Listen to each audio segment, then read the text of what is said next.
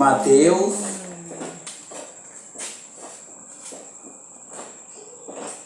Livro de Mateus, capítulo 24. Ei. Mostrei que você dá um chá na orelha dele aí. Ele não ficar assim não, ó. Tá brincando. Ei. Não.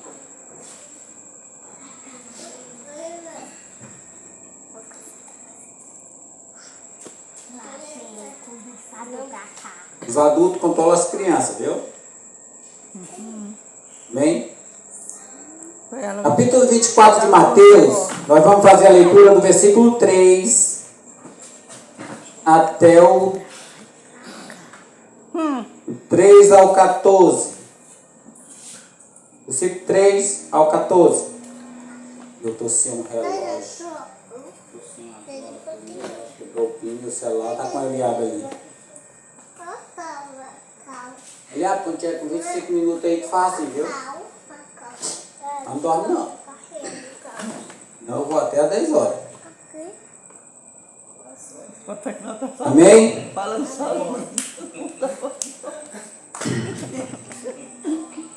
Versículo 3 diz assim: Jesus estava sentado no Monte das Oliveiras, quando os discípulos se aproximaram dele e em particular lhe pediram: diga-nos quando estas coisas vão acontecer e qual é o sinal que haverá da sua vinda e do fim dos tempos. Jesus respondeu: tenham cuidado para que ninguém os engane, porque muitos virão em meu nome, dizendo: eu sou o Cristo, e enganarão a muitos. E vocês ouvirão falar de guerra, rumores de guerra.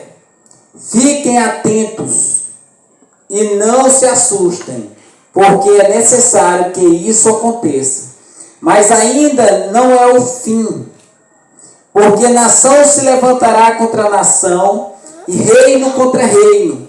Haverá fome e terremoto em vários lugares. Porém, todas essas coisas são princípios das dores.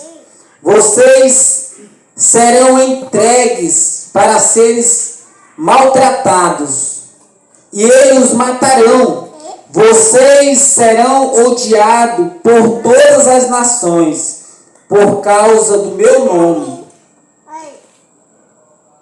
Nesse tempo, muitos hão de escandalizar-se e odiar uns aos outros, trair e odiar uns aos outros. Muitos falsos profetas se levantarão e enganarão a muitos.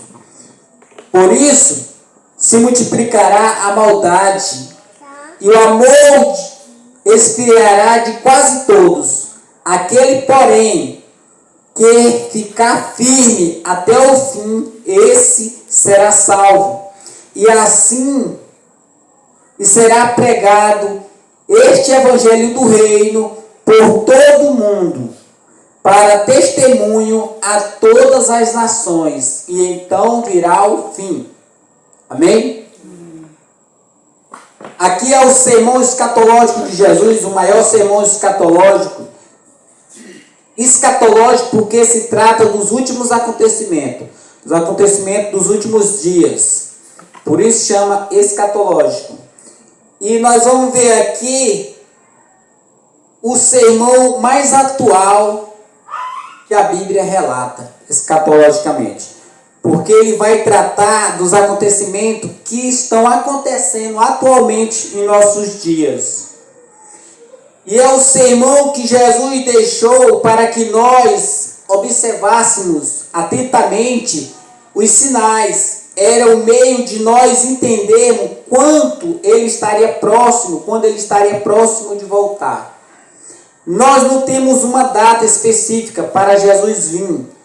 Nem ele mesmo sabe quando é que ele virá. Mas é um plano de Deus de mandar ele. E somente Deus sabe quando ele virá. O Pai sabe quando ele virá. Então, Como nós não sabemos o dia exato, e ele nos alerta que nós temos que ficar preparados, temos que estar atento aos sinais que antecedem a sua volta e o final dos tempos. Versículo 3 vai dizer que Jesus estava sentado no Monte das Oliveiras e os discípulos se aproximaram dele em particular e pediram que ele dissesse quando essas coisas iam acontecer e qual seria o sinal do fim do tempo e da vinda dele. Ou seja, essas coisas, quando ele está perguntando quando acontecerão essas coisas, ele está tratando do que vem antes. E o que vem antes é que Jesus disse assim: vocês estão vendo essas pedras, essa construção, e vocês estão admirados com ela? Pois é, aqui não ficará pedra sobre pedra. Ou seja, ele está tratando da destruição do templo em Jerusalém, que aconteceu no ano 70 depois de Cristo, 37 anos depois que Cristo morreu na cruz. Então ele continua, eles têm 3 perguntas e faz 3 perguntas num único momento. Essas 3 perguntas quando vai acontecer essas coisas? O caso, a destruição de Jerusalém e do templo. E também a vinda dele e o final de todo o tempo. Quando ele vai responder, a primeira coisa que ele diz é que nós temos que ficar atentos. Olha o que ele diz: tenham cuidado para que ninguém os engane. Ou seja, nós temos que estar atentos a tudo e tomar muito cuidado, irmão, para que nós não venhamos ser enganados. A preocupação de Jesus aqui em alertar os seus discípulos era que eles ficassem atentos e vigiassem, para que eles pudessem tomar cuidado e assim não cair no engano religioso que muitos estão caindo.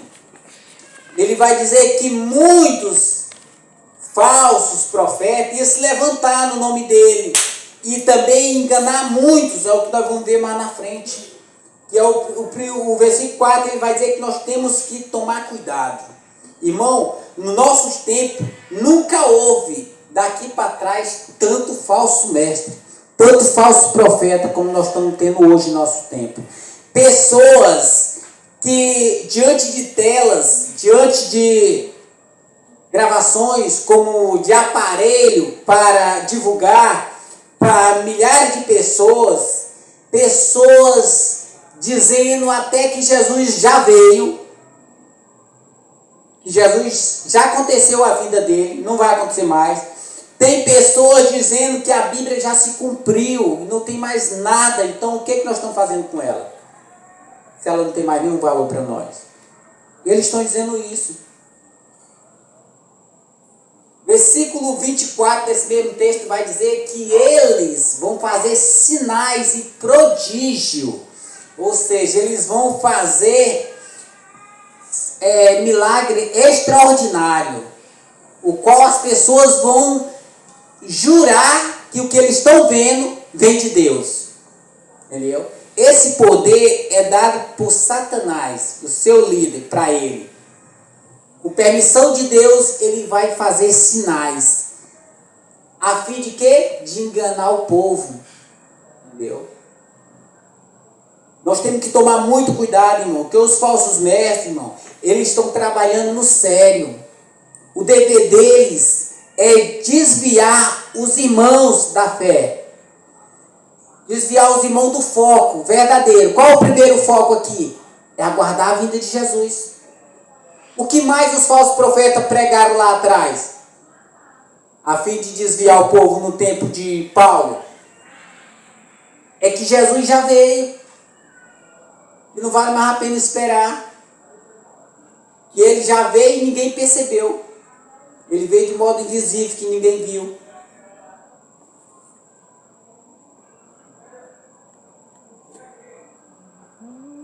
Jesus vai nos alertar no final, lá no final do sermão ainda, que muitos vão dizer assim: ó, ele está lá no deserto, ou está lá em casa, no fundo da casa. Ou seja, eles vão anunciar que Jesus já veio e você nem viu. Afirmam, o propósito final deles é fazer com que você perca a esperança da salvação. E assim você se desvie. Siga eles, que é o foco deles, dos falsos mestres. E é a primeira questão que Jesus aborda aqui, é o cuidado com esses enganadores, falsos mestres. Ele vai dizer no versículo 5: porque muitos virão em meu nome, dizendo, eu sou Cristo, e enganarão a muitos. Note que eles não vão enganar poucos, é muito. Não vão enganar um nem dois. Ele está colocando um número indefinido. Muitos. Ou seja, não é hora de brincar não, irmão. É hora de nós focar nas escrituras. É hora de nós levar a sério o reino de Deus. É hora de nós cultuar com fidelidade. Porque, irmão, os falsos mestres estão trabalhando para o seu líder, para o diabo. Eles não brincam. Enquanto nós estamos brincando, eles estão levando a sério.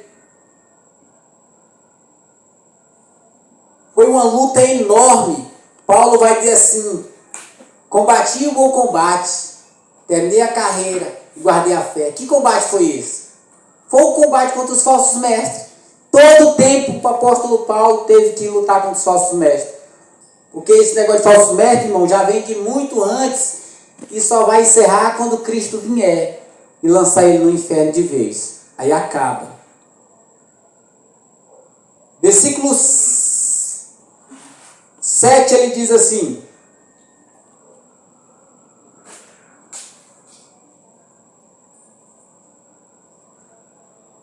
versículo 6, perdão. E vocês ouvirão falar de guerra, rumores de guerras. Fiquem atentos e não se assustem, porque é necessário que isso aconteça. Ou seja, agora ele vai colocar a questão das guerras. Ele vai dizer que haverá muitas guerras. Não é que ele vai dizer assim, agora vai acontecer guerra. Não, as guerras sempre houve guerra. O que ele está dizendo é que as guerras iam se intensificar, ia aumentar, ia se expandir. É o que nós vemos hoje, irmão. Guerra e rumores de guerra. O mundo inteiro está em rumores de guerra. Aqueles que não estão guerreando estão fazendo rumores, promessas de guerras. Entendeu? O mundo inteiro está em choque, irmão. O mundo está no estado de confusão. Naturalmente, a Terra também está. Porque a Terra está tendo abalo sísmico direto, cada vez mais alto. Ou seja, até o planeta está no estado de confusão. Entendeu? Abalo sísmico que antes era de magnitude bem baixa, hoje destrói um estado inteiro. Entendeu? Tudo isso, irmão, é Deus mostrando para nós os sinais que nós estamos na beira do fim. Entendeu? Não é mais tempo de nós ficar brincando.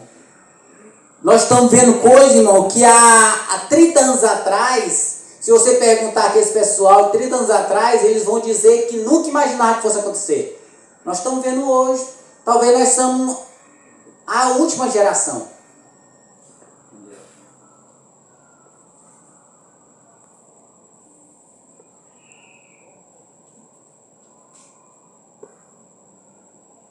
Ele diz assim: porque nação se levantará contra nação e reino contra reino. Haverá fome e terremoto em vários lugares. Lucas 21 acrescenta que haverá epidemias. Ou seja, doenças, pestes. Ou seja, tudo isso, irmão, que ele alerta no seu sermão escatológico, são coisas que nós vemos no nosso dia a dia. Se você for mergulhar na internet e pesquisar a respeito disso que eu estou falando aqui, irmão, vocês vão ver coisas que vocês vão ficar assustados. Vocês vão dizer, olha, o que o irmão Delcione estava falando, que tem na escritura, já está acontecendo. E acontecendo não em escala lenta, mas em escala bem avançada. Isso significa, irmão, que nós estamos muito próximos do fim. Entendeu? Terremoto. No tempo de Paulo teve terremoto. Ele saiu da prisão porque um terremoto abalou a prisão e quebrou as correntes e eles foram soltos, libertos. Mas só que o que acontece é que a terra agora está assim, ó. Não é mais uma vez por ano. Agora é quase todo dia. Entendeu? Furacão, maremoto, tsunamis. Entendeu? Tudo isso, irmão, nós não estamos vendo tudo isso no Brasil, porque o Brasil é um lugar muito bem acentuado no meio do planeta, porque essas coisas não acontecem assim. Mas você vai ver pro lado da Índia, irmão, esses maremotos, devasta assim o estado inteirinho, ó, levando a aldeia inteira. Milhares de pessoas morrendo de uma única vez. Furacão pro lado dos Estados Unidos, leva as casas quase tudo. Todos os anos tem uma destruição. Tudo isso, irmão, são sinais. Não é coisa que nós vamos olhar para isso daí e vamos dizer assim, mas isso daí é normal. Não é normal, irmão. Se eu sei disser que é normal, é a sua cabeça que não está normal. Porque isso não é normal. Se Jesus deixou como um alerta para nós ficar atento para os sinais, irmão, é porque isso não é mais normal. Entendeu? Se fosse normal, ele não tinha dito para nós ficar de alerta. Ele tinha deixado passar em branco, porque era normal. No caso, não é normal, são avisos, entendeu? De que ele está voltando. Ele vai dizer assim, porém, todas essas coisas são princípios das dores, ou seja, isso inicia um tempo atribulado. Não é o fim, o último dia. Mas nós estamos na beira do fim. Entendeu?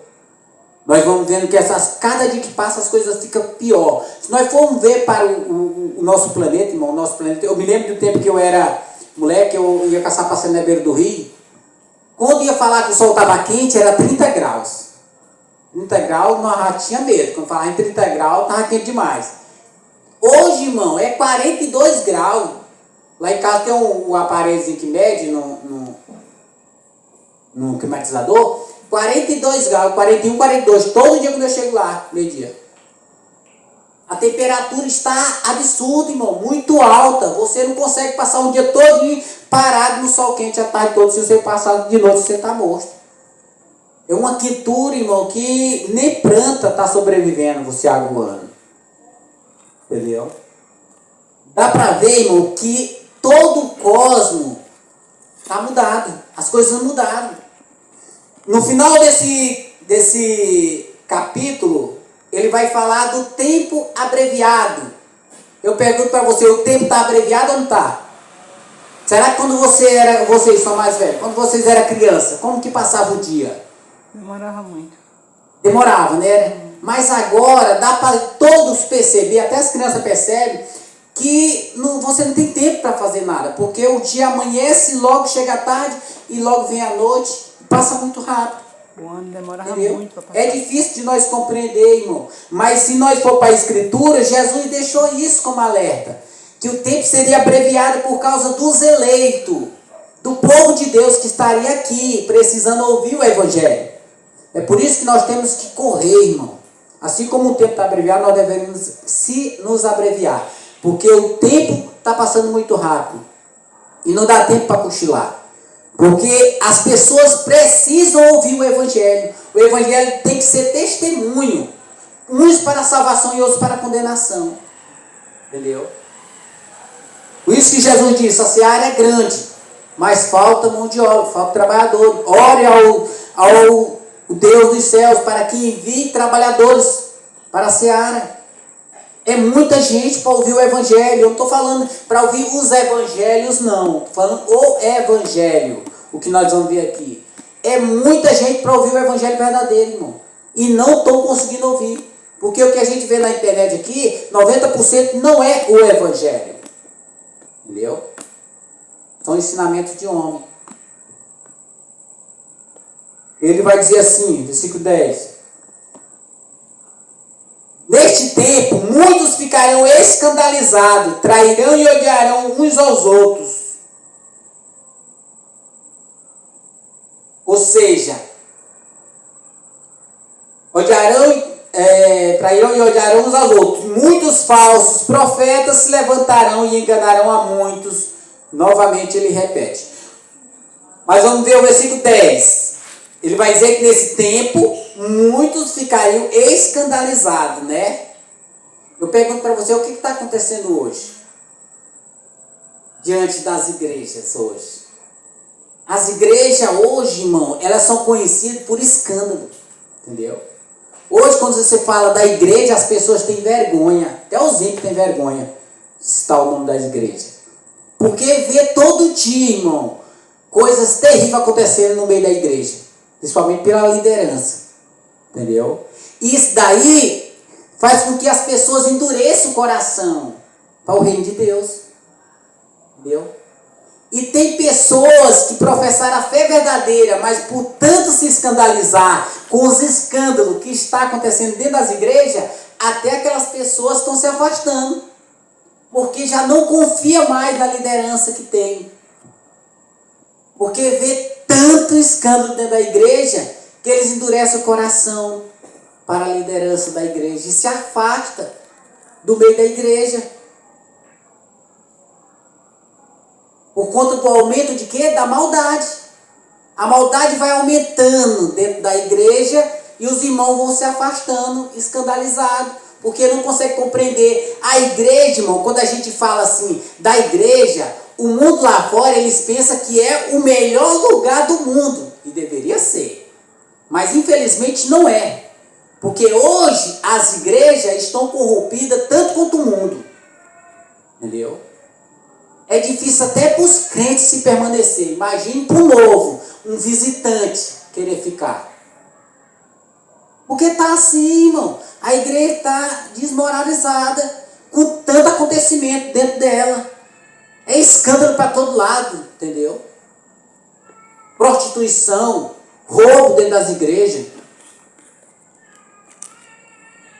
Isso daí, irmão, tem feito com que as pessoas tenham se afastado e não dão atenção para essas pequenas reuniões.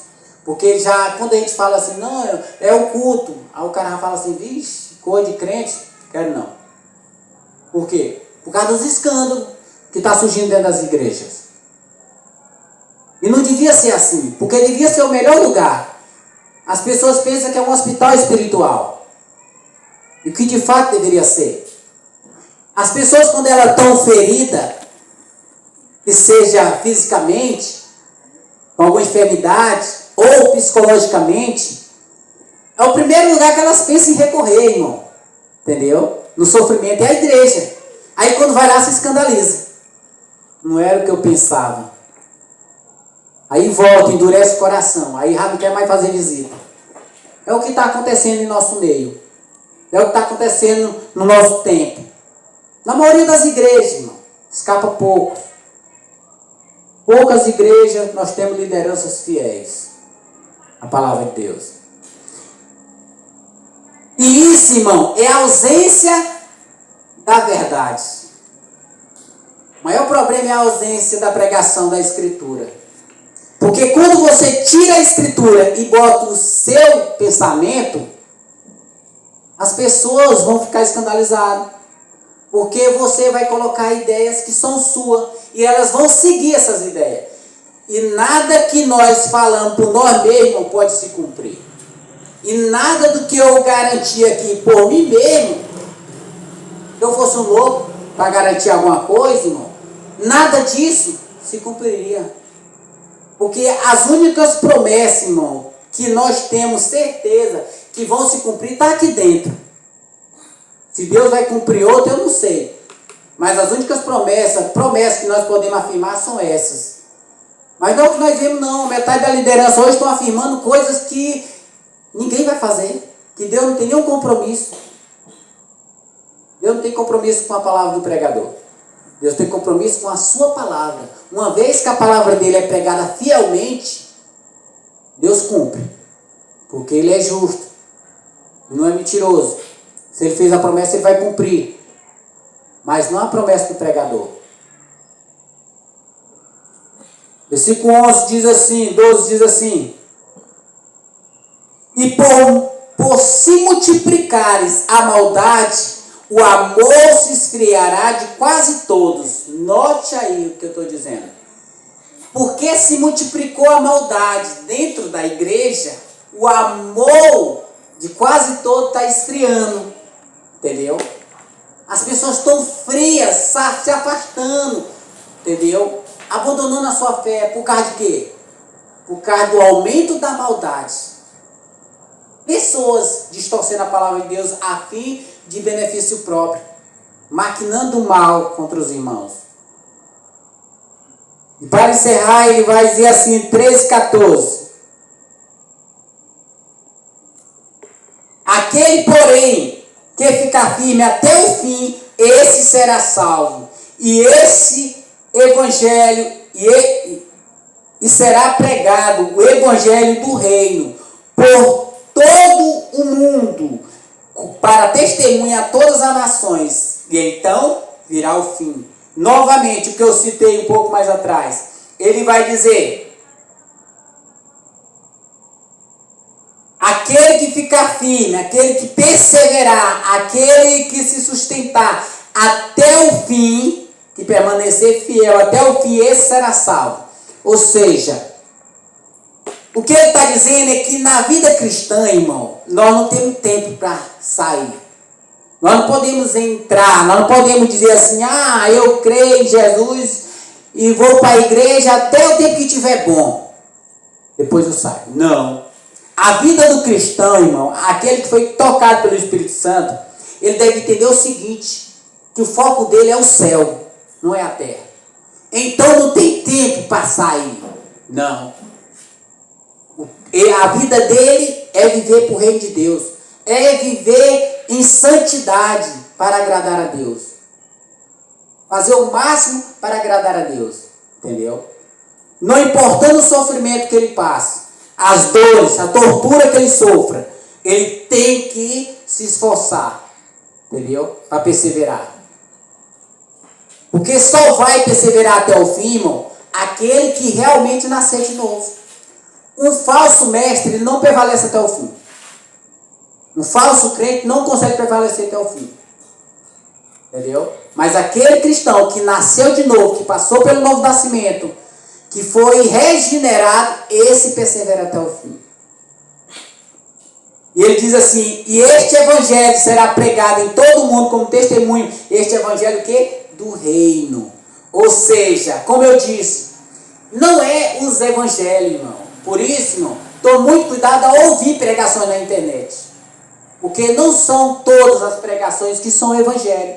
O evangelho do reino, irmão, é o evangelho que leva a cruz de Cristo, que aponta para o único soberano Salvador, que é Jesus Cristo. É aquele que confronta você diante dos seus pecados.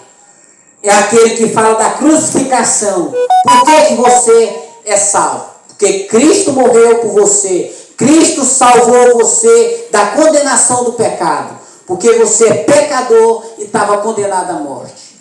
Mas Cristo morreu para pagar a nossa culpa, o nosso preço, a nossa dívida foi quitada por conta do sangue de Jesus se derramado naquela cruz. Entendeu? Este é o evangelho. Qualquer evangelho que agradar ao seu ego não é evangelho. Qualquer evangelho que fala que você vai prosperar, vai ganhar coisa, qualquer evangelho que aponte para a terra é falso evangelho. Porque o evangelho verdadeiro leva para o céu.